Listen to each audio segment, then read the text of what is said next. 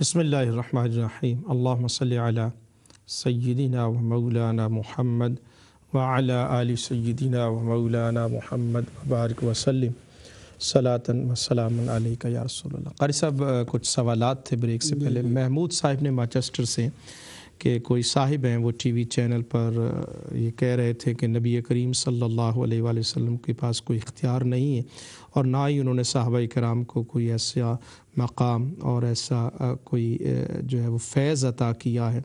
और फिर वो ये भी कह रहे थे कि वसीला की ज़रूरत नहीं है, डायरेक्ट अल्लाह पाक के पास जा, हुजूर के रोज़े पाक पर आने की भी क्या ज़रूरत है। वलौ अन्नहुम इज़ ज़लमू अनफुसहुम जाऊ का, इस आयत का भी वो और ही कोई मफ़हूम और तफसीर जो है वो पेश कर रहे थे। क्या फरमाएंगे आप? वही साहिब जिनका हम पहले जिक्र कर रहे हैं ना, वो उन्हीं ने ये भी कहा जी कि भी अल्लाह ताला तो कुरान में फरमाता है कि इस्तग़फिर लहुम औ ला तस्तग़फिर लहुम इन तस्तग़फिर लहुम सबईना मर्रतन फलन यग़फिरल्लाहु लहुम। क्या नबी सल्लल्लाहु अलैहि वसल्लम आप इनके लिए इस्तिग़फ़ार करें या ना करें, कोई फ़र्क नहीं पड़ता। 70 बार भी अगर आप इस्तिग़फ़ार करें तो अल्लाह ताला इनको नहीं बख्शेगा। तो मालूम हुआ कि नबी का कोई इख्तियार नहीं, नबी के कहने से या उसके दुआ करने से कुछ नहीं हो सकता। तो मुझे भी ये सुनकर बहुत ज़्यादा अफसोस हुआ कि देखो ये कैसा बेखबर आदमी है कि बड़ी कॉन्फ्रेंस करके लोगों को क्या दे रहा है, कुरान पाक से क्या हासिल कर रहा है कि हजूर सल्लल्लाहु अलैहि वसल्लम की दुआ से कुछ नहीं हो सकता।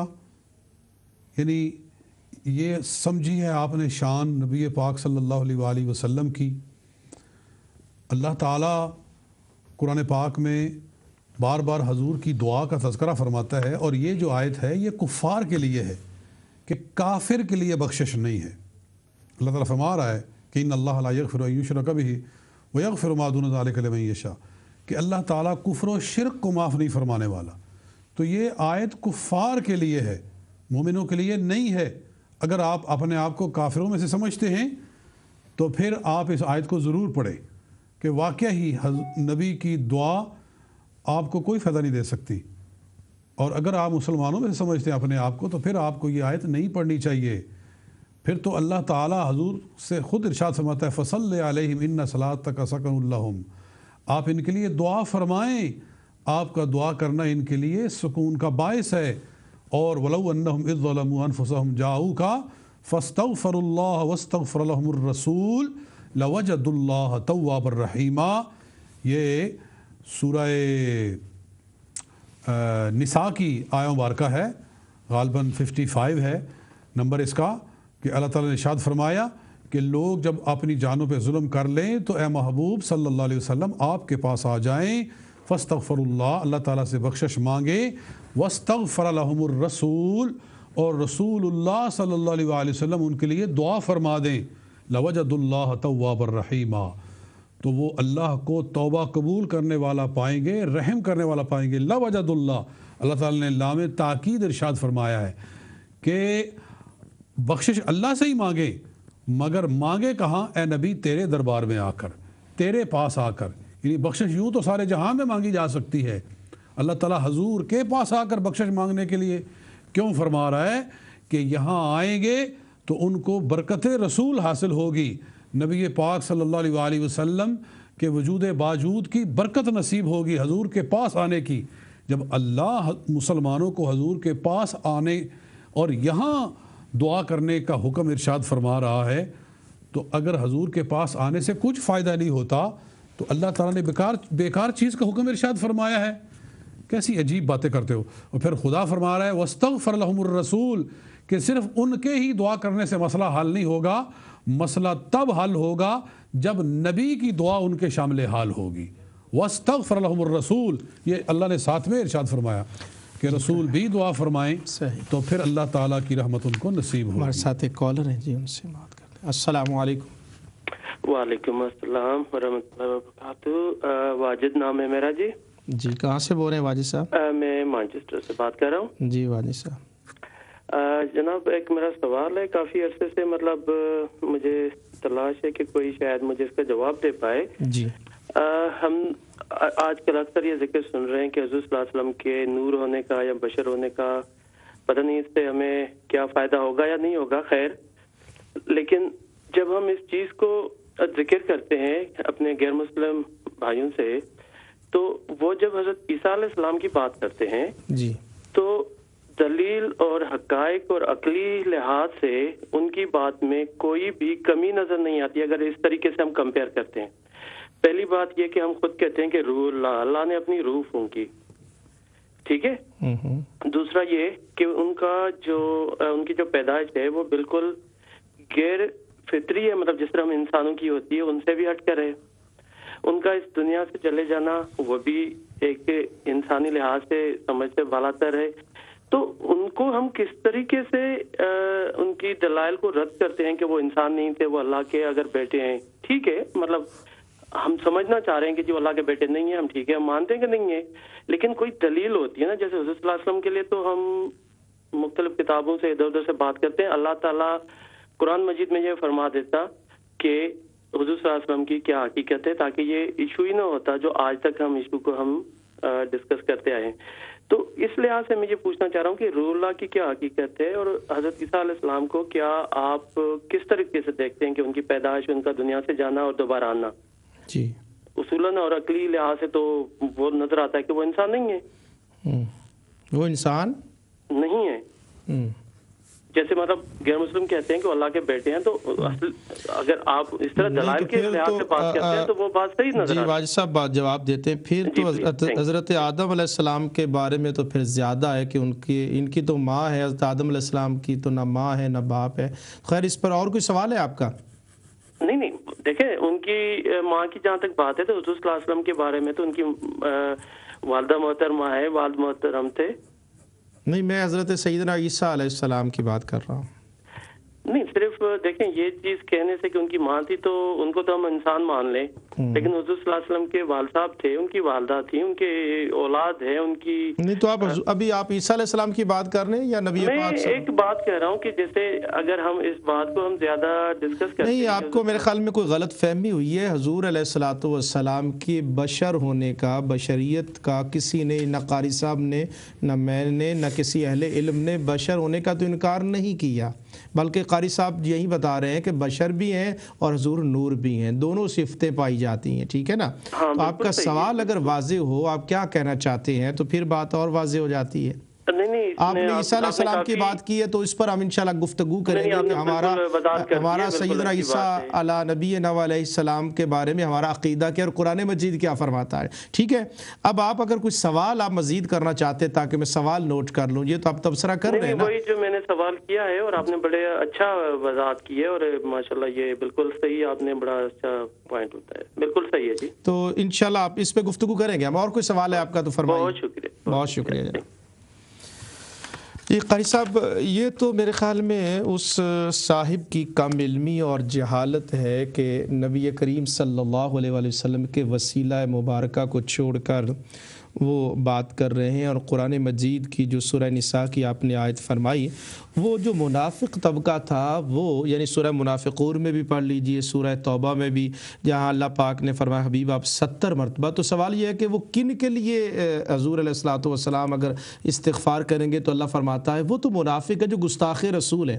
تو اللہ پاک اس میں بھی عظمت مصطفیٰ صلی اللہ علیہ وسلم کا تذکرہ کر، حبیب جو تیری گستاخی کرے گا اور وہ ان کے حق میں بھی تو اگر کوئی دعا کرے گا، استغفار کرے گا تو ہم اس کو عبداللہ بن ابی بن سلول کی نسل سے ہوگا، ہاں، تو اس کو نہیں مانا جائے گا۔ رہ گیا گناہ گار ہے تو وَلَوْ أَنَّهُمْ ظَالِمُوا أَنفُسَهُمْ جَاءُوكَ، اور آج بھی جیسے آپ اس صاحب کی بات کر رہے ہیں، اگر وہ پڑھے ہیں کسی سے تو پھر ان کے جو اساتذہ ہیں ان کے تو اشعار موجود ہیں کہ وہ حضور کو استغاثہ کر رہے ہیں، نبی اکرم صلی اللہ علیہ وآلہ وسلم کو مدد کے لیے مانگ رہے ہیں، اور نور محمدی کے بھی وہ قائل ہیں، اور پھر حضور کے روضہ پاک پر جا کر سرکار سے مدد بھی مانگتے ہیں۔ تو دین کے اکابر جو ہیں وہ تو یہ کر رہے ہیں، اور پھر اگر اس بندے کا تعلق، میں سمجھتا ہوں، جہاں تک میں سمجھتا ہوں کہ وہ اپنا ایک مکتبہ فکر کی بات کر رہے ہیں، لیکن تعلق ان کا ادھر بھی علمی طور پہ جو ہے وہ نہیں ہے۔ اگر ہوتا تو وہ کہتا کہ میرا استاد یہ کہہ رہے ہیں، میرے فلاں مرشد یہ کہہ رہے ہیں، مثلاً حاجی امداد اللہ مہاجر مکی علیہ رحمہ، ان کی آپ فکر پڑھ لیں، اور اس کے پھر ان کے جو فالورز ہیں ان کی فکر پڑھ لیں۔ تو میرے خیال میں دیکھیے مولانا قاسم صاحب کا یہ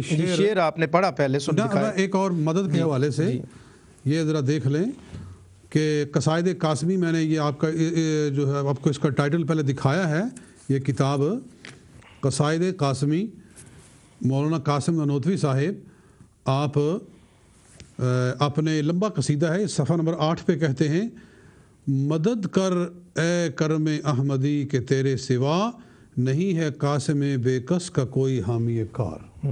جی، کہ اے محمد مصطفیٰ صلی اللہ علیہ وسلم میری آپ مدد کریں کہ نہیں ہے قاسم بے کس کا کوئی حامی کار، کہ آپ کے سوا میری کوئی مدد نہیں کرنے والا۔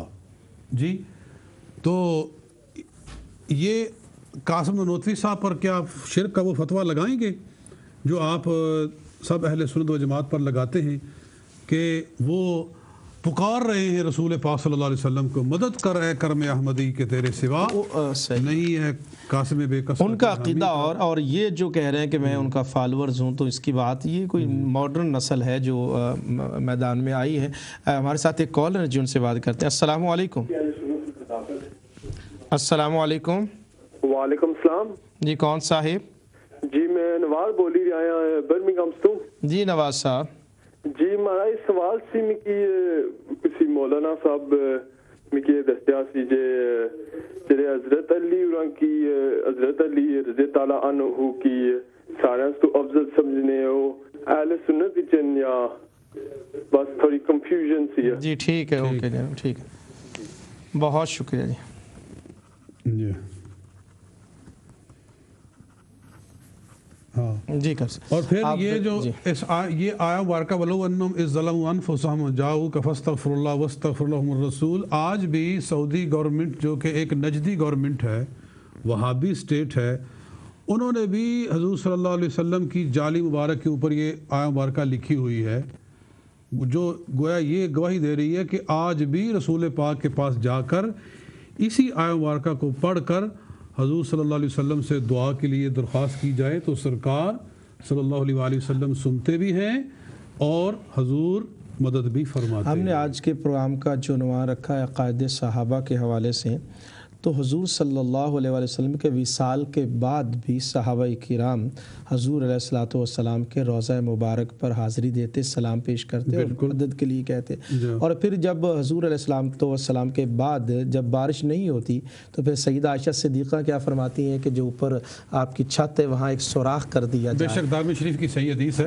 تو اس اعتبار سے یہ عقیدہ تو صحابہ کرام کا، اب صحابہ کرام کا نام لینا آسان ہے لیکن ان کا عقیدہ اپنانا وہ تو اہل سنت ہی اپناتے ہیں۔ جی تو آگے چلتے ہیں قاری صاحب، ہمارے پاس اب سوالات ہیں۔ تو ناظرین کرام، ابھی جو محمود صاحب نے سوال کیا، حضور علیہ الصلوۃ والسلام کے وسیلے کے بغیر کون کیا کر سکتا ہے؟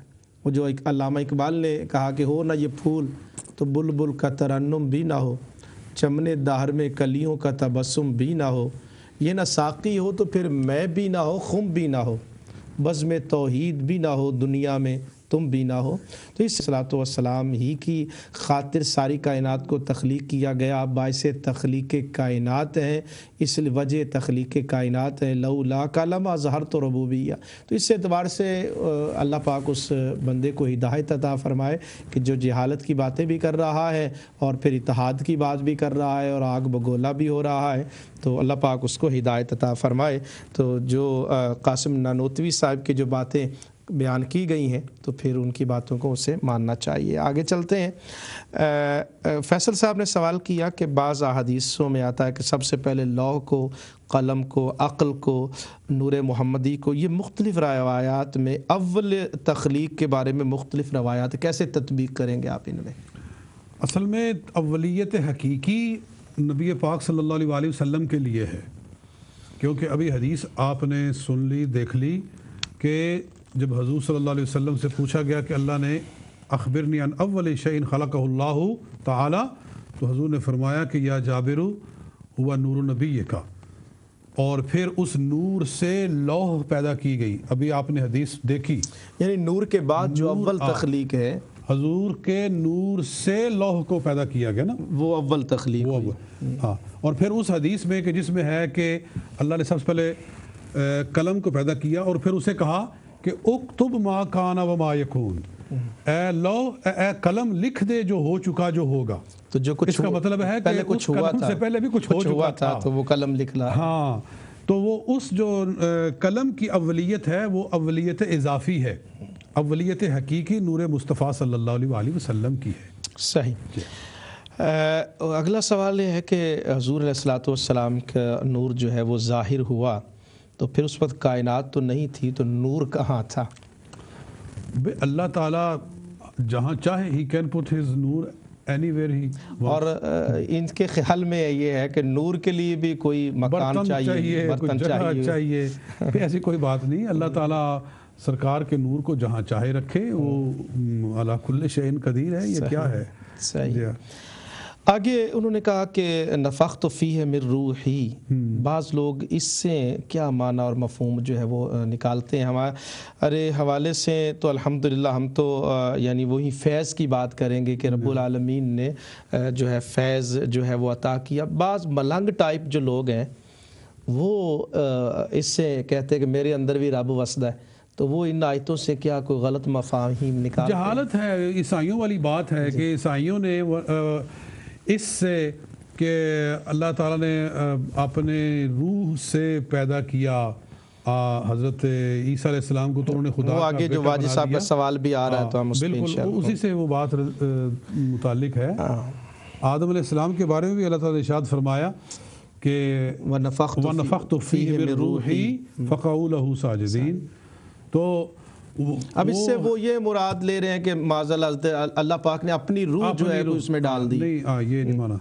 معلوم ہے معنی اس کا یہ ہے کہ میری پیدا کی ہوئی روح پیدا کی. اور اللہ پاک نے اپنا جو ایک فیض ہے، جیسے نورانیت حضور علیہ الصلوۃ والسلام کی نورانیت ہے، براہ راست فیض جو ہے وہ عطا فرمایا. آگے حضرت مولا علی کے بارے میں حدیث پاک آپ کا جو مطالعہ ہے اس حوالے سے کہ حضور نے فرمایا کہ میرا اور علی کا نور جو ہے وہ تخلیق کائنات سے بھی پہلے ہے. تو اس حوالے سے کہ متن کی کوئی حدیث پاک ہے تو آپ اس میں یہ حدیث بالکل باطل اور موضوع قسم کی حدیث ہے. جی اس حدیث کو کسی نے بھی صحیح نہیں کہا ہے، نہ ہی اس سے دلیل پکڑنی چاہیے. یہ اس حدیث کو دوسرے مکتب کے لوگ پیش کرتے ہیں اور ان کو آدم علیہ السلام سے اور دیگر انبیاء کرام سے افضل قرار دینے کے لیے، حالانکہ یہ عقیدہ گمراہی پر بلکہ کفر پر مبنی ہے کہ غیر انبیاء میں سے کسی کو انبیاء پر افضل بنا دینا. اور بقیہ جو ہے کہ حضور کے نور سے پھر سب کا نور جو ہے وہ آگے تخلیق ہوا. بقیہ جو فیض ملا وہ جو اعلیٰ حضرت نے کہا کہ تو ہے عین نور تیرا سب گھرانہ نور کا، تو اس حوالے سے جو ہے وہ تو ایک نسبت جو ہے وہ موجود ہے. آگے آپ نے کسی پروگرام میں بتایا کہ کچھ لوگ مولا علی کو اتنا بڑھائیں گے کہ وہ شرک میں مبتلا ہو جائیں گے. تو وہ کون لوگ ہیں اور کیا ان کو کوئی سزا دی گئی یا مولا علی نے خود کوئی سزا دی؟ ہاں بالکل بالکل. یہ تو معروف باتیں ہیں کہ عبداللہ بن سبا نے حضرت علی کو خدا کہا اور اپنے آپ کو رسول کہا کہ میں حضرت علی کا رسول ہوں، حضرت علی میرے خدا ہیں. تو حضرت علی نے پھر اس کو آگ میں جلایا تھا اور حضور صلی اللہ علیہ وسلم نے خود فرمایا تھا کہ علی تیری محبت میں افراد کرنے والے بھی گمراہ ہوں گے اور تجھ سے بغض رکھنے والے بھی گمراہ ہوں گے. اور نہج البلاغہ میں حضرت علی خود فرماتے ہیں کہ میرے وجہ سے دو فرقے اللہ کے عذاب کا نشانہ بنے ہیں، ایک مجھ سے حد سے زیادہ محبت کرنے والے اور ایک میرے ساتھ بغض رکھنے والے. حضرت علی کا اپنا قول بھی نہج البلاغہ کے اندر موجود ہے. اچھا آگے سوال جو ہے وہ قرآن مجید، چونکہ واجد صاحب آپ مسلمان ہیں تو ہم دو حوالے سے ڈسکس کر سکتے ہیں.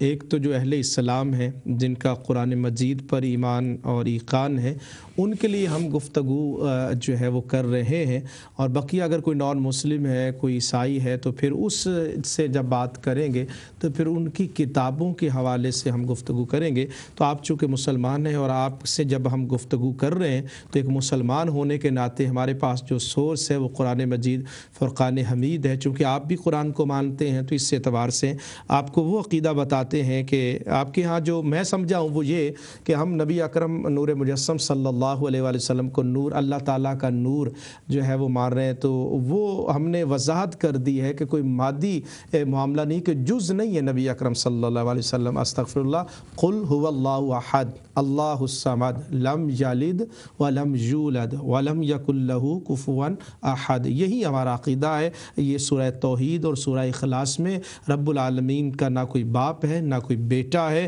وہ باپ سے بھی پاک ہے، وہ اولاد سے بھی پاک ہے، وہ لم یلد ولم یولد ہے۔ رہ گیا معاملہ حضرت عیسیٰ علیہ السلام کو جو روح اللہ قرار دیا، تو وہ ابھی قاری صاحب جو ہے وہ آپ کو قرآن مجید کی آیات مقدسہ کی روشنی میں، اور وہیں پر اللہ پاک نے آدم علیہ السلام کا تذکرہ بھی کیا ہے۔ قرآن کیا بیان کرتا ہے، میں قاری صاحب سے عرض کروں گا کہ وہ وضاحت فرما دیں۔ وہ بات ہو بھی چکی ہے کہ بھی اللہ تعالیٰ آدم علیہ السلام کے بارے میں بھی فرما رہا ہے کہ فرشتوں سے اللہ نے فرمایا کہ جب میں انسان کو بناؤں، انی خالقم بشرا من طین فاذا سویتہ، یہ سورہ صاد کا آخری رکوع ہے 23ویں سپارے میں۔ اللہ نے فرشتوں سے فرمایا کہ میں مٹی سے انسان بنانے لگا ہوں، فاذا سویتہ، جب میں اس کو برابر کر دوں، ونفخت فیہ من روحی، اور اس میں اپنی روح پھونک دوں، فقعوا لہ ساجدین، تو تم سب اس کے آگے سجدے میں گر جانا، اس کو سجدہ کرنا۔ تو آدم علیہ السلام کے بارے میں بھی اللہ تعالیٰ فرما رہا ہے کہ ونفخت فیہ من روحی، کہ میں اس میں اپنی روح پھونک دوں۔ اس کا مطلب یہ نہیں کہ اللہ کی کوئی روح ہے جو اللہ نے اپنی روح نکال کر معاذ اللہ آدم علیہ السلام میں ڈال دی، یا اپنی روح کا کوئی حصہ نکال کر آدم علیہ السلام میں ڈال دیا، بلکہ وہاں روح کی اللہ کی طرف نسبت تخلیق کے اعتبار سے ہے کہ میری پیدا کی ہوئی روح، جب میں اس میں اپنی پیدا کی ہوئی روح ڈال دوں تو تم اس کے آگے آدم علیہ السلام کے آگے سجدے میں پڑ جانا۔ تو اللہ کی طرف روح کی نسبت جو ہے وہ تخلیق کے اعتبار سے ہے، جزئیت کے اعتبار سے نہیں ہے۔ قرآن پاک میں اللہ تعالیٰ نے بیت کو اپنی طرف منسوب کیا ہے کہ اللہ کا گھر، یعنی خانہ کعبہ اللہ کا گھر، ناقۃ اللہ، اللہ تعالیٰ ارشاد فرماتا ہے کہ اللہ کی اونٹنی۔ تو کیا مطلب اللہ تعالیٰ کوئی اس پر بیٹھتا ہے؟ اللہ کی اونٹنی مطلب یہ ہے کہ اللہ کے حکم سے پیدا کی ہوئی اونٹنی۔ اسی طرح اللہ کی روح سے مراد ہے اللہ کی بنائی ہوئی روح۔ تو وہ اللہ کی بنائی ہوئی روح ہے، چاہے اس کی نسبت عیسیٰ علیہ السلام کے ساتھ کی جائے یا حضرت آدم علیہ السلام کے ساتھ کی جائے، اس سے جزئیت ثابت نہیں ہوتی۔ جب وہاں جزئیت ثابت نہیں ہوتی تو اللہ کے نور سے حضور کا نور اگر پیدا شدہ مانا جائے تو وہاں سے جزئیت کیسے ثابت ہو جائے گی؟ یعنی وہی عیسائیوں والا سوال۔ اور عیسیٰ علیہ السلام بغیر باپ کے پیدا ہونا، تو پھر میں نے ان سے عرض کیا تھا کہ آدم علیہ السلام تو بغیر باپ اور ماں دونوں، تو پھر عیسائی جو ہے وہ آدم علیہ السلام کو تو مانتے ہیں نا، ان کی کتب میں موجود ہے۔ تو اگر عیسائیوں سے بھی بات کریں تو پھر اس اعتبار سے تو پھر آدم علیہ السلام زیادہ، ان مثل عیسیٰ عند اللہ کمثل آدم خلقہ من تراب ثم قال له، تو مٹی سے ان کو بھی پیدا کیا، مٹی سے ان کو بھی پیدا کیا گیا۔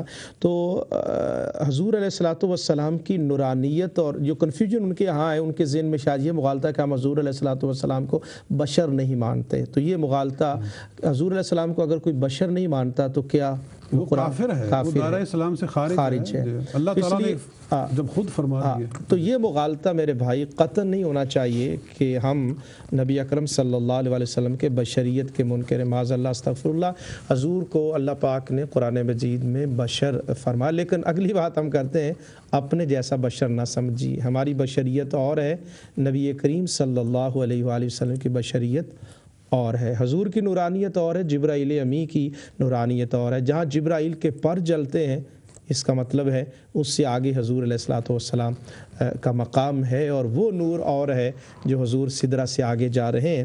تو اس لیے اس میں قطعاً آپ کو کوئی مغالطہ نہیں ہونا چاہیے، ہم حضور کی بشریت کے بھی قائل ہیں اور نبی اکرم صلی اللہ علیہ وسلم کی نورانیت کے بھی قائل ہیں۔ پوچھیں گے کہ کیوں؟ اس لیے کہ حضور علیہ السلام کی بشریت کا ذکر بھی قرآن نے کیا اور حضور علیہ السلام کی نورانیت کا ذکر بھی قرآن مجید نے کیا۔ دونوں کا تذکرہ جب قرآن مجید نے فرمایا ہے تو ہمیں دونوں جو شانیں ہیں ان کو تسلیم کرنا ہے۔ تو اس لیے میرے خیال میں واجد صاحب آپ اس کی وضاحت ہو گئی ہوگی کہ روح اللہ سے مراد اللہ تعالیٰ کی ذات کا یا معاذ اللہ اللہ کا بیٹا ہونا یہ غلط عقیدہ ہے، درست نہیں ہے، اور یہ نہ تو خود عیسیٰ علیہ السلام نے بھی ایسا نہیں کہا۔ قرآن مجید میں خود رب العالمین قیامت کے دن عیسیٰ علیہ السلام سے فرمائے گا کہ عیسیٰ کیا تم نے یہ کہا تھا؟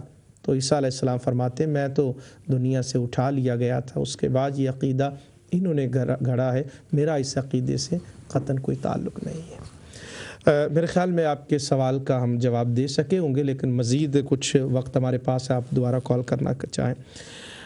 انہوں نے نواز صاحب نے برمنگم سے کہ حضرت مولا علی کرم اللہ تعالی وجہ الکریم کو جو افضل سمجھتا ہے کیا وہ اہل سنت میں داخل ہے یا نہیں؟ یہ سوال ہے ان کا۔ نہیں، ہرگز نہیں، وہ اہل سنت سے خارج ہے۔ جو حضرت علی رضی اللہ تعالیٰ عنہ کو تمام صحابہ کرام سے افضل کہتا ہے، اس کو نس کر کے حضرت غوث پاک شہنشاہ بغداد رضی اللہ تعالیٰ عنہ نے بھی مرید طالبین میں اہل سنت سے خارج کہا ہے، اور اسی طرح اس کو نس کر کے حضرت مجدد الفسانی شیخ احمد سرہندی رحمۃ اللہ تعالیٰ علیہ نے بھی اہل سنت سے خارج کہا ہے، اور حضرت امام اہل سنت امام احمد رضا فاضل بریلوی رحمۃ اللہ تعالیٰ علیہ نے بھی اس آدمی کو نس کر کے اس کو اہل سنت سے خارج کہا ہے۔ الغرض تمام محدثین، مفسرین اور اس امت کے اسلاف ایسے شخص کو اہل سنت سے خارج قرار دیتے آ رہے ہیں۔ جی ہاں، یہ میرے پاس اس وقت ایک بطور برکت کے یہ ایک حوالہ فرماتے ہیں حضرت مجدد الفسانی رحمۃ اللہ تعالیٰ علیہ، اہل حق کا اجماع ہے کہ انبیاء کے بعد افضل البشر ابو بکر صدیق رضی اللہ تعالیٰ عنہ ہے۔ جی، اہل حق کا اجماع ہے اس بات پر۔ یہ صفحہ نمبر 1303 ہے۔ تو میں چونکہ وقت مختصر ہے، میں صرف آپ کو حوالہ بتا رہا ہوں کہ مکتوبات شریف دفتر دوم کا حصہ دوم اور صفحہ نمبر 3013 کہ اہل حق کا اجماع ہے، آپ یہ فرما رہے ہیں۔ تو مطلب یہ ہے کہ جو آدمی حضرت علی رضی اللہ تعالیٰ عنہ کو جو ہے وہ تمام صحابہ سے افضل کہتا ہے، وہ مجدد صاحب کے نزدیک اہل حق سے خارج ہے۔ جی ناظرین، کا آپ نے قاری صاحب کا جواب جو ہے وہ سماعت کیا۔ اس وقت ضرورت اس امر کی ہے کہ ہم علمی اور تحقیقی حوالے سے کلام کریں، گفتگو کریں، اپنا عقیدہ جو ہے اس کو بیان کیا جائے، اور وہ بھی کتاب و سنت کی روشنی میں اور آسن انداز میں۔ یہ جو ماضی میں انداز اختیار کیا گیا، اگر اس سے ہمارے دوست جو ہیں وہ باز آئیں جس طرح کے آئے ہوئے ہیں، تو ہم بھی چاہیں گے کہ اپنا عقیدہ مثبت انداز میں ہم بیان کریں، تو میں سمجھتا ہوں کہ یہ ایک معاشرے کے لیے اچھے اثرات ہوں گے۔ لیکن اگر کسی کو کافر کہہ کر، خاص طور پہ شیخین کریمین کو، صحابہ کرام کو، ان کی نیتوں پر شک اور شبہ کرنا، ان کے ایمان کے اوپر جو ہے وہ بحث مباحثہ کرنا، جن کی ذاتوں کو قرآن مجید نے مقدس قرار دیا ہے، اور پچھلے پروگرام میں نے سورہ توبہ کی آیت نمبر 40 ثانی اثنین اذ ہما فی الغار کی بات کی، تو ایک صاحب بار بار کال کر رہے تھے اور وہ کہہ رہے تھے اس میں کیا فضیلت ہے۔ میں چاہوں گا کہ آخر میں قاری صاحب اس پر تھوڑا سا تبصرہ، وہ پچھلے پروگرام میں وہ ہمارے ایک صاحب وہ بار بار اس بات پہ زور دے رہے تھے کہ یہ تو ایک واقعہ بیان کیا گیا ہے، تو اس میں کوئی فضیلت انہیں نظر نہیں آ رہی تھی، تو کیا ارشاد فرمائے گا؟ فضیلت نظر نہیں آ رہی۔ دیکھیے، اللہ تعالیٰ حضور صلی اللہ علیہ وآلہ وسلم کے لیے ساتھی کا خود انتخاب فرما رہا ہے۔ ابو بکر صدیق رضی اللہ تعالیٰ کو حضور کا ساتھی بنا رہا ہے، اور آپ کو حکم فرما رہا ہے کہ حضرت ابو بکر کو اپنے ساتھ لے کر جائیں، کیونکہ نبی اپنی مرضی سے کچھ نہیں کرتا، وہ چاہتے تو کسی اور صحابی کو اپنا ساتھی بناتے، اپنی صحبت اور اپنی سنگت اس سفر ہجرت کے اندر عطا فرماتے۔ وما ينطق عن الهوى ان هو الا وحی یوحى، نبی جو کرتا ہے وہ حکم الہی سے کرتا ہے، تو اللہ ہی نے حکم دیا۔ اور تفسیر حسن عسکری کے اندر امام حسن عسکری نے خود فرمایا ہے کہ ان اللہ تعالی آمرک ان تستصحب ابا بکر، کہ جبریل آئے رسول پاک صلی اللہ علیہ وسلم کے پاس اور اللہ کا پیغام لائے۔ یہ امام حسن عسکری فرما رہے ہیں، جن کو شیعہ لوگ 11واں امام معصوم مانتے ہیں، کہ اللہ تعالیٰ آپ کو حکم دے رہا ہے جبریل کے ذریعے کہ یا رسول اللہ صلی اللہ علیہ وسلم ان اللہ تعالیٰ آمرک، اللہ آپ کو حکم دے رہا ہے ان تستصحب ابا بکر، کہ ابو بکر صدیق کو اپنی سنگت اور صحبت کے ساتھ نوازے اس سفر ہجرت کے اندر۔ فَإِنَّهُ إِنْ آنَسَكَ وَوَازَرَكَ وَسَاعَدَكَ كَانَ فِي الْجَنَّةِ مِنْ رُفَقَائِكَ، کہ اگر وہ آپ کا ساتھ دے گا، اگر وہ آپ کا بوجھ اٹھائے گا، اگر وہ آپ کی مساعدت کرے گا، تو وہ جنت میں بھی آپ کا ساتھی ہوگا۔ جی، تو یہ ہے وہ فضیلت جو اللہ تعالیٰ نے اس آیہ مبارکہ میں ابو بکر صدیق کو عطا فرمائی، اور فرمایا کہ ثانی اثنین اذ ہما فی الغار اذ یقول لصاحبہ لا تحزن ان اللہ معنا، کہ حضور کا ساتھی قرار دیا ہے اللہ تعالیٰ نے ابو بکر صدیق رضی اللہ تعالیٰ عنہ کو۔ تو میرے دوست، باقی صحابہ کا صحابی ہونا حدیث سے ثابت ہے، اور ابو بکر صدیق کا صاحب رسول ہونا یہ قرآن سے ثابت ہے۔ باقی صحابہ کی صحابیت کا انکار کرنے سے کوئی کافر نہیں ہوگا، مگر ابو بکر صدیق کی صحابیت کا انکار کرنے والا قرآن کا منکر ہو کر کافر اور دار اسلام سے خارج ہو جائے گا۔ اس میں آپ کو کوئی فضیلت ہی نظر نہیں آتی؟ جی، اگر آنکھوں میں ہی اگر جالے پڑے ہوئے ہوں تو پھر کیا کوئی شے نظر آ سکتی ہے؟ تعصب کی پٹی ہٹائیں آنکھوں سے، تو جناب صدیق اکبر کی فضیلت کا نور چمکتا ہوا قرآن کی روشنی میں آپ کے سامنے موجود ہے۔ بہت شکریہ علامہ قاری محمد طیب نقشبندی صاحب۔ آج کا پروگرام نبی مکرم نور مجسم صلی اللہ علیہ وآلہ وسلم کی شان نورانیت کے حوالے سے کتاب و سنت کی روشنی میں بیان کی گئی۔ شان نورانیت کو ہم نے بیان کیا، ضرورت اس لیے محسوس ہوئی کہ پچھلے دنوں ایک صاحب جو کہ ایک ٹی وی چینل کے مالک ہیں، اور وہ بڑے دھڑلے کے ساتھ اور شور شرابہ کر کے بڑی دھواں دھار انداز میں اور للکار کے اور چیلنج کر کے اس انداز میں گفتگو کر رہے تھے، اور پھر حضور علیہ الصلوۃ والسلام کی شانوں کا، آقا کی صفات کا انکار کر رہے تھے۔ اگر کوئی روضہ رسول پر جاتا ہے تو وہ روضہ رسول پر جانے پر بھی معترض تھے، اگر کوئی کربلائے معلیٰ میں سیدنا امام حسین کی بارگاہ میں حاضری دیتا ہے تو اس پر بھی وہ اچھی بچی تھے، اور اگر کوئی نجف اشرف جاتا ہے، کوئی بغداد شریف جاتا ہے۔ حالانکہ ناظرین اکرام غور کیجئے، قرآن مجید خود فرماتا ہے سبحان الذی اسریٰ بعبدہ لیلا من المسجد الحرام الی المسجد الاقصی الذی بارکنا حولہ۔ مسجد اقصی وہ ہے جن کے ارد گرد ہم نے برکتیں رکھی ہیں۔ سوال کیجئے کہ مسجد اقصی، مسجد کے تو اندر برکتیں ہوتی ہیں، یہ مسجد اقصی کے باہر کیوں برکتیں آ گئیں؟ اس کی سراؤنڈنگز میں اور اس کے ماحول میں کیوں برکتیں آ گئیں؟ تو جواب یہی ملے گا کہ یہاں انبیاء کرام کی مقابر ہیں، انبیاء کرام کی ذوات یہاں پر دفن کی گئی ہیں، تو یہاں انوار و تجلیات کی بارش ہو رہی ہے، تو وہاں پر حاضری دی جاتی ہے۔ تو جہاں نواسہ رسول کا جسد اطہر ہو، اس مٹی کے کیا کہنے، جہاں اولیاء کرام کے وجود دفن ہے اس کا کیا کہنا، گنبد خضرا کا مکیں اپنی قبر انور میں جلوہ گر ہے تو اس کی ذات کا کیا کہنا۔ تو ہم ان کا وسیلہ دیتے ہیں، انہیں استغاثہ کے لیے کہتے ہیں، دعا اللہ تعالیٰ سے کرتے ہیں۔ خالق حقیقی وہ ہے، مالک حقیقی وہ ہے۔ ہمارا عقیدہ یہ ہے وَإِذَا سَأَلَكَ عِبَادِي أَنِّي فَإِنِّي قَرِيبٌ أُجِيبُ دَعْوَةَ الدَّاعِ إِذَا دَعَانِ۔ دعا ہم اللہ تعالیٰ سے مانگتے ہیں، سجدہ ہم اللہ تعالیٰ کی بارگاہ میں کرتے ہیں۔ قُلْ إِنَّ صَلَاتِي وَنُسُكِي وَمَحْيَايَ وَمَمَاتِي لِلَّهِ رَبِّ الْعَالَمِينَ۔ اللہ تعالیٰ کے علاوہ کوئی کسی کو معبود نہیں مانتا، خصوصاً ہم اہل سنت یا رسول اللہ کہنے والے، ہمارے ہاں الحمدللہ شرک کا قطعاً کوئی شائبہ نہیں ہے۔ شرک ان کے ہاں تو ممکن ہے جو حضور علیہ الصلوۃ والسلام کا میلاد ہی نہیں مناتے ہیں۔ ہم تو میلاد منا کے اس بات کا اعلان جو ہے وہ اعلان کر رہے ہیں کہ حضور علیہ السلام کی ولادت ہوئی ہے، جبکہ رب العالمین لم یلد ولم یولد۔ تو جو